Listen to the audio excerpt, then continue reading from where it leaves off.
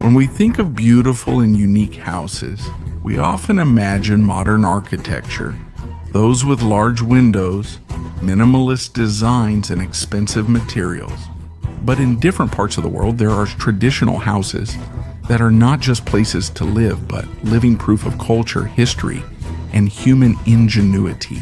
From the Trulli of Alberobello in Italy with their unique conical roofs, to the igloos of the Inuit in Canada made from ice and snow. Each one of these tells a story of how people adapt to their environment. There are also houses built to withstand the intense heat of the desert, some made to endure harsh weather, and others that stand right on top of the water. And if I may add, houses from the past are actually much sturdier compared to the houses we have today. And to prove it, but before we start, don't forget to like and subscribe to our channel. This is a big help for us content creators. Thank you very much. And now let's get started. The Trulli of Alberobello. In the Apulia region of Italy, you can find unique houses called Trulli. They're easy to recognize because of their conical roofs, or roofs that look like pointed hats. This style began as early as the 14th century, and even today, they still stand like guardians of history. The Trulli were built using an ancient technique called drywall construction. This means they put the limestone rocks together without using any cement, but they're still strong even today. When you walk through the small town of Alberobello, you'll see hundreds of Trulli standing side by side, and you'll really be amazed. These roofs are not just for design. Often, there are religious symbols engraved on top, which, according to people's beliefs, serve as protection against bad luck and evil spirits. Because of its unique architecture and cultural significance, United Nations Educational, Scientific, and Cultural Organization declared the place a World Heritage Site, and rightfully so, because the Trulli are not just houses but memories of a time when simple stones and creative imagination resulted in lasting beauty. In Germany, we can find a traditional dwelling called Fachwerk houses, or more commonly known as half-timbered houses. What makes them most special is their design. The wooden framework is exposed and the spaces in between are filled with stones, plaster, or bricks. If you look at it, each house really looks like a work of art, with detailed carvings and decorations placed on the wood. This style began in the 14th century and lasted until the 19th century, and now you can still see them in different parts of Europe, such as France, the Netherlands, and England. One of the reasons why timbered houses have lasted this long is because of their flexible design. They are easy to modify or adjust depending on the needs of the family. Aside from this, the wood used is designed to withstand changes in climate and movement. That's why they don't easily get damaged even after hundreds of years have passed. If you want to see the best example of this, let's go to Quedlinburg in Germany. In this city, more than 2,000 original timbered houses are still standing, making you feel like you're going back to medieval times as you walk through the narrow cobblestone streets. In the mountains of the Western European Alps, you can find traditional houses called chalets. They are known for their rustic charm and large windows that offer postcard-like views. With mountain valleys and snow within sight, chalets are usually made of sturdy wood and have steep roofs to withstand the weight of thick snow during winter. Inside, you'll be greeted by a warm and comfortable space. There are wooden beams, a crackling fireplace, and furnishings that give a cozy feeling. At first, it was just a simple shelter for shepherds while they tended their animals in the mountains. But now, it has become a symbol of vacations and ski resorts and winter destinations.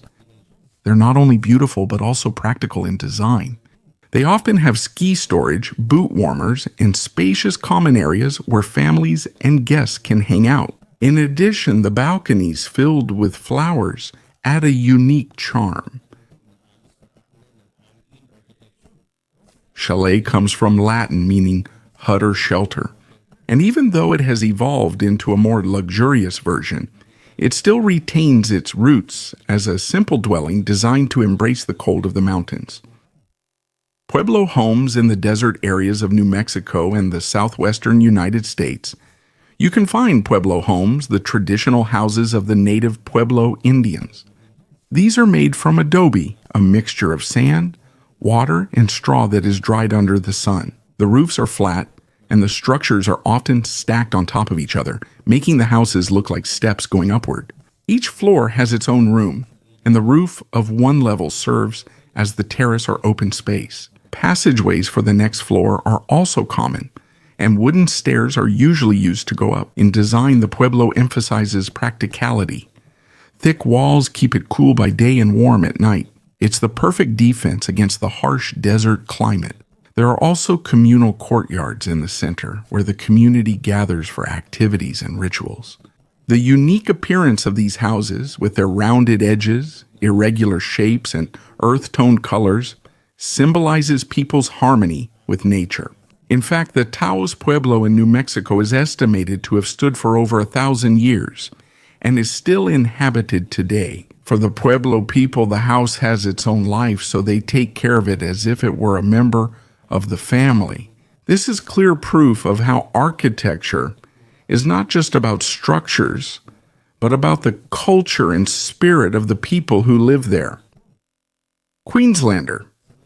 In the hot and sunny lands of Queensland, Australia, stand the traditional houses known as Queenslander.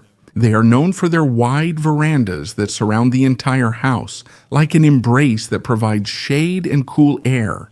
The first Queenslanders were built in 1850 and were designed to withstand the intense heat of the climate. That's why they're elevated from the ground, not just for better airflow, but also to create extra space underneath. Back then, it was used as storage and a workshop, but nowadays it's turned into a garage or sometimes an entertainment area. Most of these houses are made of timber and decorated with details like stained glass windows and colorful fretwork. The design is not only beautiful to look at, but also functional. The air keeps the inside cool during summer and stays comfortable even on cold nights. For Australians, the Queenslander is not just a house. It is a symbol of ingenuity and adaptation to nature, and a legacy of architecture that has lasted from before World War II up to the present. Thatched cottage. When you think of the classic English countryside, you probably immediately picture a thatched cottage, small, charming, and with a roof made of straw or reed. Thatched cottages became popular in the late 18th century and are still recognized today as symbols of traditional British architecture.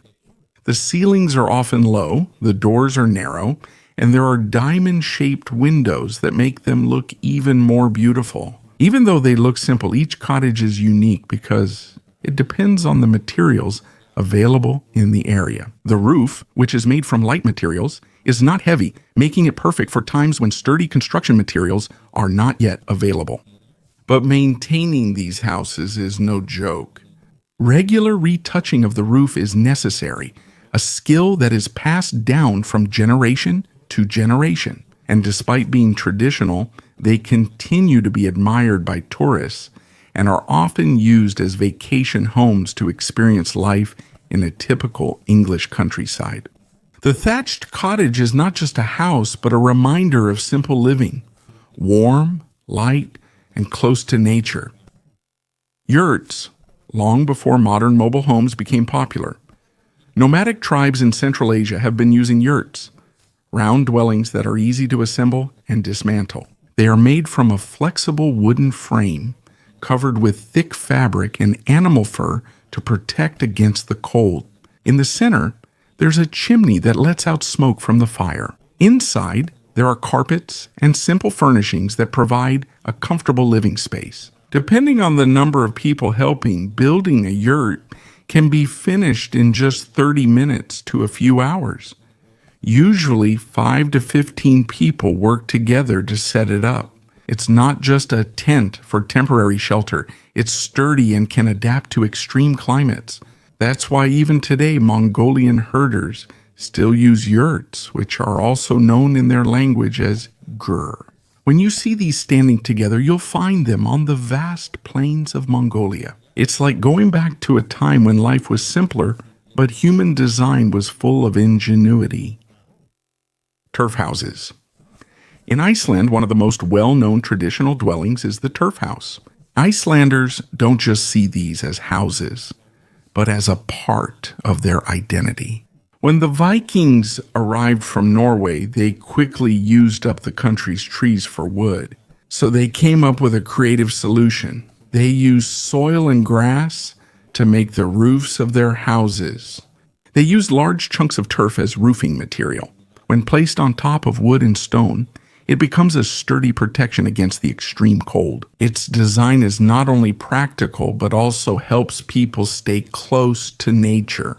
Inside, there are large communal halls where families gather to eat, share stories, and warm themselves by a single fire. In the late 18th century, almost 9 out of every 10 Icelanders lived in turf houses. Today, only a few of the originals remain. But you can still see the history and ingenuity contained in turf houses, which are still alive today.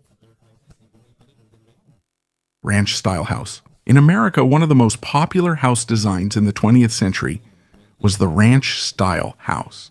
Its layout is wide and almost hugging the ground, as if embracing the spacious areas of the suburbs and countryside. It became popular after World War II, especially during the baby boom era.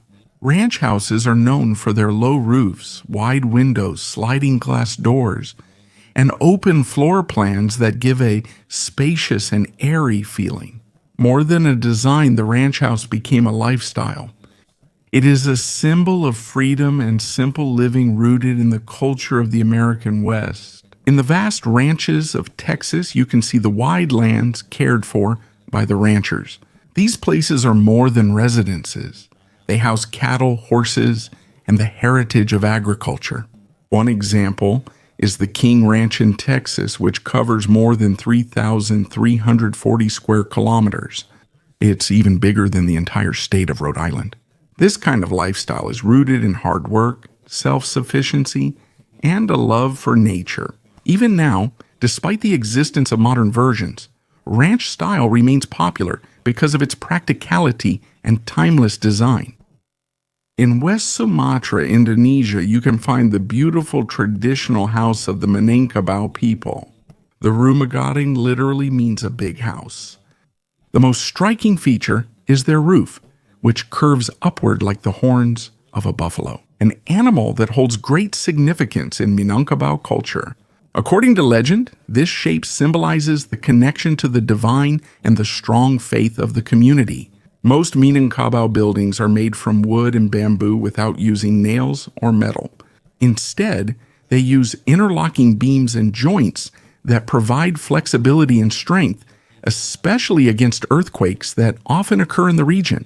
Inside, there are large communal spaces for the family and smaller rooms for each member. This shows the importance of unity and communal living among the Minangkabau. It's not just a house, it's a symbol of heritage and tradition. It is passed down from generation to generation. In every carved detail and in every curve of the roof, you can see the skill, culture, and identity of the people who live here. In Japan, you can find traditional houses called minka, which have served as homes for farmers, fishermen, and ordinary families for many centuries. Made from natural materials like wood, bamboo, and straw, these houses are designed to adapt to the climate and nature of the country. Minka are known for their thick, steeply angled thatched roofs, which prevent snow from accumulating and becoming too heavy during winter. Flexibility, it's easy to change the layout of the rooms and allow cool air to enter inside. Aside from practicality, it is also a part of Japanese culture. Inside, there are spaces designated for living, working, and storing equipment. The design is simple but efficient and sufficient for the daily needs of a family. Although only a few minka remain due to urbanization, many are being preserved as museums or guest houses. In this way, the beauty of the traditional Japanese lifestyle and their connection to nature can still be showcased. Nerian House. In Greece, particularly on the island of Nisseros, you can find traditional houses known as Nerian houses. Their design reflects the history and natural condition of the island. Their walls are usually made of stone, thick and sturdy to protect against the intense Mediterranean heat and strong winds from the sea. Usually the houses have 2 floors and are built close together. They are joined together in a single unit, and outside you can see colorful wooden balconies and small windows strategically placed to let in air and light. There are also courtyards or small outdoor spaces that serve as gathering places for the family and neighbors. Local materials are often used, including volcanic stones from the island itself. That's why each Nerian house is more than a residence. It's part of Nisseros' landscape and history. Until now, these houses remain attractive, not only for the locals, but also for tourists who admire the simple beauty and durability of their design. Haveli in India, especially in the states of Rajasthan and Gujarat, you can find luxurious traditional residences called Haveli. These were built during the time of wealthy merchants and aristocrats, and to this day stand as proof of their wealth and influence. The detailed carvings and decorations in every Haveli are remarkable.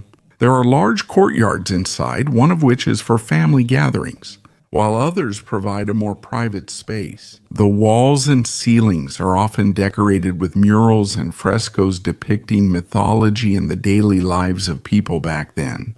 Another unique feature of the Haveli is the Jaroka, windows that protrude from the front of the building. Here, residents can rest and observe without being seen from the outside. While fresh air comes in, some of them also have secret rooms and corridors. These were once used for escaping during times of turmoil or for hiding valuable treasures.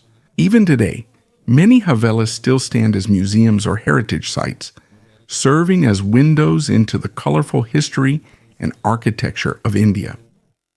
Canal houses in the Netherlands, especially Amsterdam, are well known. These long homes face directly onto the canals. This started in the 17th century during the Dutch Golden Age, when trade flourished and many people became wealthy. Because land was expensive and limited, they chose to build narrow but tall houses with 3 or more floors. There was usually a shop or workshop on the ground floor, while the family lived upstairs.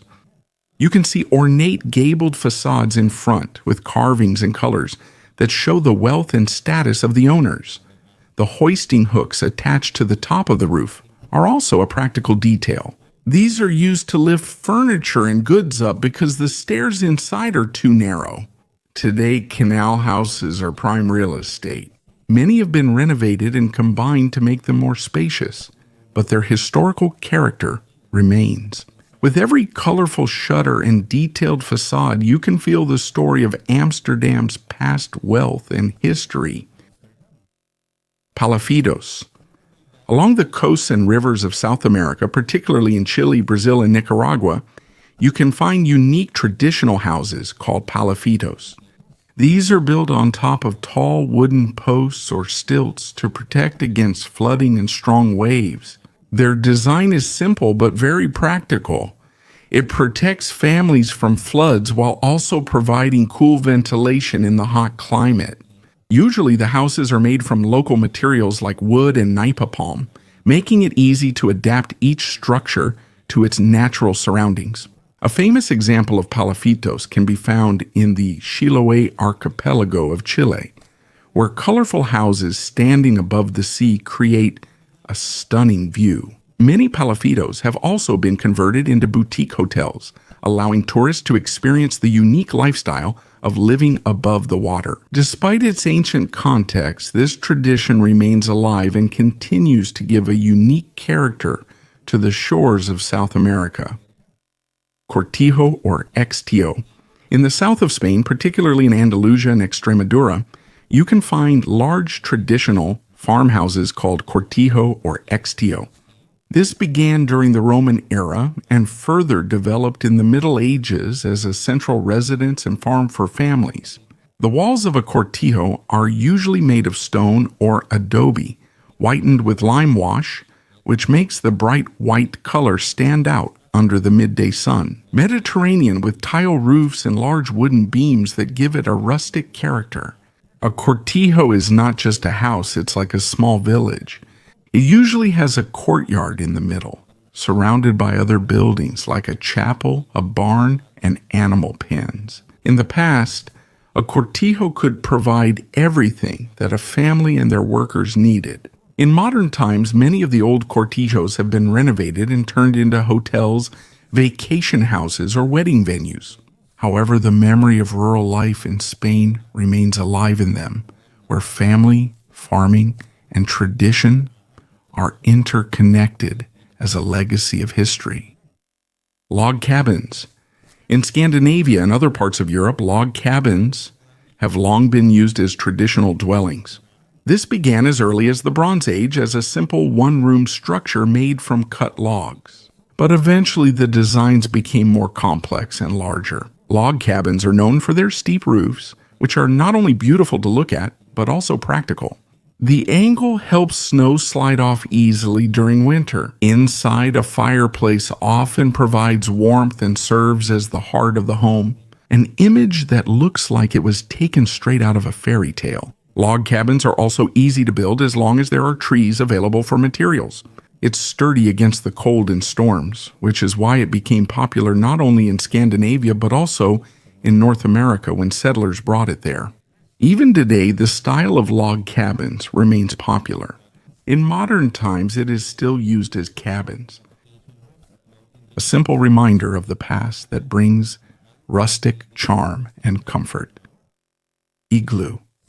In the extreme cold of the Arctic, the Inuit learned to build a unique and remarkable dwelling, the igloo. It is made from carefully stacked blocks of snow arranged in a circular shape to form a dome.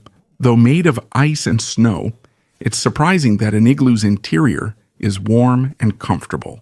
Because the snow blocks are tightly cut, they serve as insulation against the harsh wind and freezing temperatures outside.